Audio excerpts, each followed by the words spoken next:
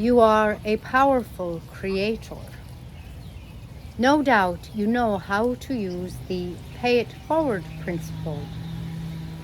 The idea is that if you want to be abundant, you want life to bring you monies, then you must pay it forward. You must be abundant first. You must identify yourself, recognize who or what in you is abundant. As you find the version of you that is abundant, you will naturally think, feel, and behave abundantly.